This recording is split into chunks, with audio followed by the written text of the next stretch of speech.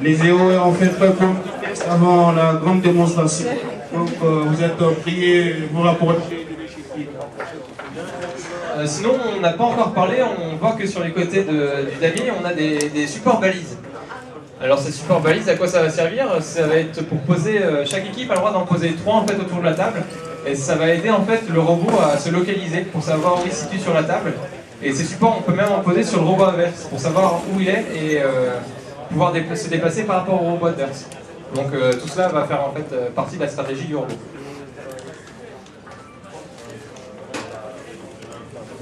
Sinon aussi on peut parler de cette manifestation, quand même la 9e édition de la Coupe du Trégor. Alors ça fait un peu... on va copier les stratégies pour savoir comment ça marche les robots, mais en fait pas du tout. Il faut voir que c'est quand même un moment convivial où en fait on va surtout s'entraider entre équipes. Faut pas y voir d'espionnage industriel sur ce genre de manifestation. Tout ça pour essayer de faire marcher nos robots. Et... Non. Et donc toutes les équipes sont prêtes à s'entraider. PC.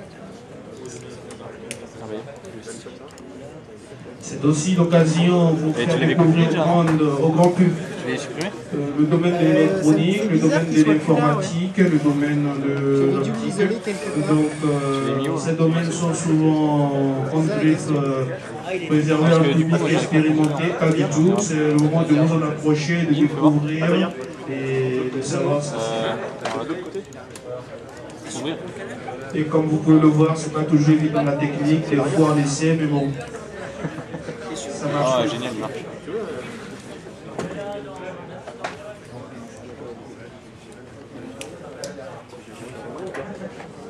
Bon, on va tester ça. Pas rouge, pas beau? Non, moi je pense que ça va pas être bon. Ça va être bon. On va tester sur le... Bon, apparemment on a un souci avec la présentation du robot. Donc du coup on va faire une présentation orale, hein, c'est pas très grave. Il marche pas tout de suite. Il arrive à faire des superbes 180 degrés. Ouais, mais D'accord, bon, mais c'est possible qu'il y ait eu un problème pendant la programmation. D'accord, bon, mais nous allons vous allez quand même parler de votre robot si vous voulez bien. Oui. D'accord, ok, donc. On m'a dit que ce robot avait un petit nom, Chuck Norris. Chuck Norris. Chuck Norris. Donc pour les échecs, et puis vu que Chuck Norris il est sublime. Voilà, c'est pour ça. Donc notre robot s'articule autour de 4 cartes qui de base sont identiques, mais donc on les spécialise. Ah, plus de batterie, bon bah c'est pas grave. Bon, d'accord. Donc 4 cartes qui se spécialisent seulement avec le programme qu'on met dedans.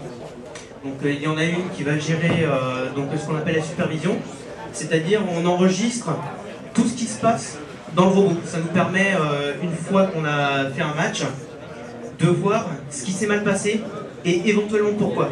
C'est bien de le voir, ça nous permet de corriger les bugs. Une carte qui va gérer les actionneurs, c'est-à-dire tout ce qui est pince, etc. Donc gérer dans le sens où toute action doit être contrôlée. On doit savoir à tout moment dans quelle position est une pince, si un ascenseur est en position haute, position basse ou au milieu. Nous avons aussi une carte donc, qui gère la stratégie, donc là je pense qu'il n'y a pas besoin de mettre de précision hein, c'est elle qui gère vraiment, qui dit bon bah le robot doit aller en telle coordonnée pour faire ensuite son match, prendre une pince, etc. C'est elle qui donne les ordres.